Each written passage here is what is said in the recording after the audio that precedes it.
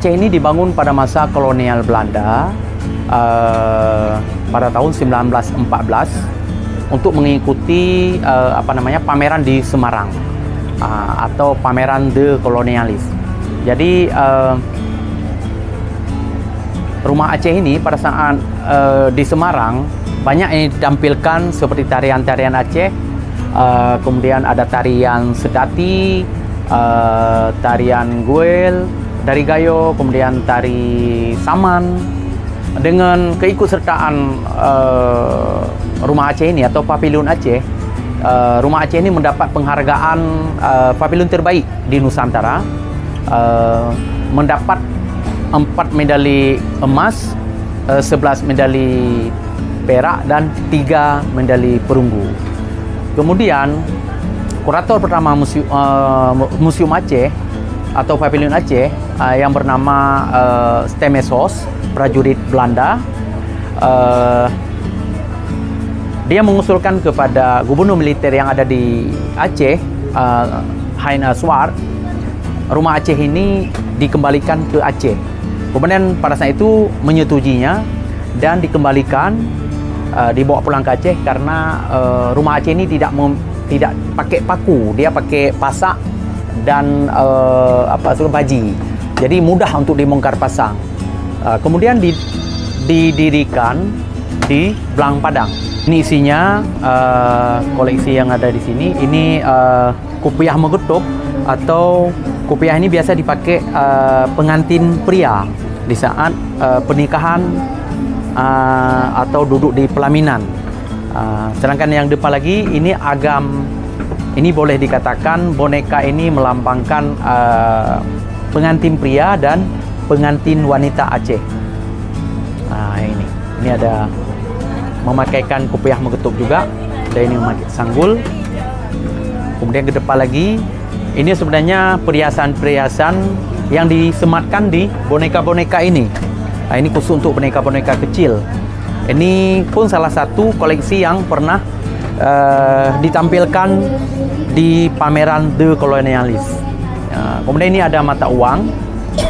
Ini mata uang ini ada 3 di sini yang pernah berlaku pada saat kolonial di Aceh. Ini ada mata uang rial Spanyol, kemudian ada mata uang golden Belanda dan rupiah India. Kemudian di sini ini ada tempat lilin penerangan yang pernah ditampilkan juga. Ini berasal dari Belanda juga, tempat lilin. Kalau ini tas atau tempat atau wadah untuk menempatkan termos air. Di dulu seperti ini, kalau membawa termos air diisikan dalam tas ini, kemudian dibawa kemana saja. Ini ada salah satu kain songket Aceh, tenun tradisional. Motifnya ini banyak, ada motif karena motif Aceh bersumber dari flora. Yang sebelah sini pun sama juga, kain songket Aceh juga. Ini ada motif pintu Aceh, ada motif suluran-suluran yang lain. Kemudian kita ke ruang tengah, Pak ya. Kita menuju ke ruang tengah atau jure atau kamar tidur wanita. Ini ada di sini pun ada koleksi. Salah satunya ini ada siwah. Siwah ini biasa dipakai oleh kaum bangsawan dan raja, tidak boleh masyarakat biasa. Sedangkan rencong siapa saja boleh pakai. Ini ada beberapa jenis rencong. Kalau di Aceh, jenis-jenis rencong disebut dengan rencong pudoi, rencong mencuge, dan rencong 3 ya, mencuge, rencong pudoi dan rencong mencuge juga, tapi beda motifnya sedikit. Oke. Ini salah satu baju adat daerah Aceh Tengah atau gayo. Kalau yang sebelah sini baju tradisional pria Aceh umumnya ini. Ini pakai kancing berwarna keemasan. Kalau ini sebuah namanya kalau dalam bahasa Aceh panyedu atau lampu duduk. Di lampu penerangan zaman-zaman dulu seperti ini. Sebelum masuk ke zaman abad 19. Kalau sini tempat tidur atau kamar tidur. Kalau misalnya mau tidur, ya menurunkan tirai, ya langsung tidur. Jadi tidak banyak kamar karena di Aceh rumah untuk perempuan. Sedangkan anak laki-laki nggak tinggal di rumah kalau sudah dewasa. Mereka belajar agama Islam atau di dayah. Jadi sekali-sekali pulang, makan dan minum di rumah. Sedangkan tidur ramai-ramai di surau atau di menasah kalau di Aceh.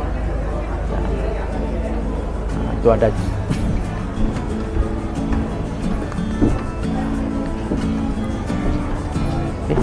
Ini salah satu pelaminan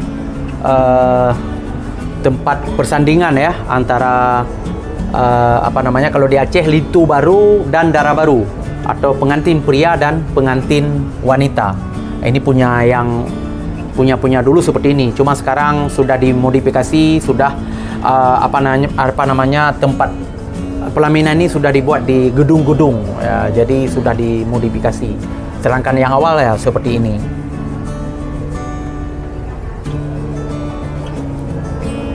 Ruang atau serambi belakang atau seram molikut dalam bahasa Aceh. Ini ruang keluarga dan dapur. Di rumah Aceh menghadap ke kiblat karena apalagi di sini anginnya lebih kencang meniup dari arah barat ke timur. Jadi dapurnya dibuat di sebelah timur. Nah, di sini ada beberapa koleksi. Ini ada, kalau ada tamu-tamu, ini tikar untuk untuk alas tempat duduk.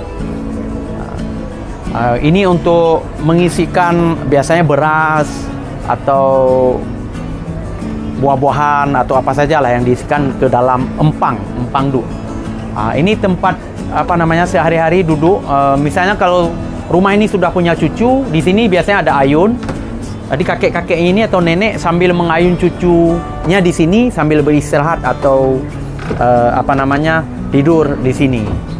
Di sini pun ada benda-benda yang sering dipakai. Ini ada setrika zaman dulu, kemudian ada keranjang untuk mengisi peralatan rumah tangga, kemudian ada keranjang, kemudian ada satu wadah berisi dengan padi. Ya. Kemudian kita melihat dapur tradisional.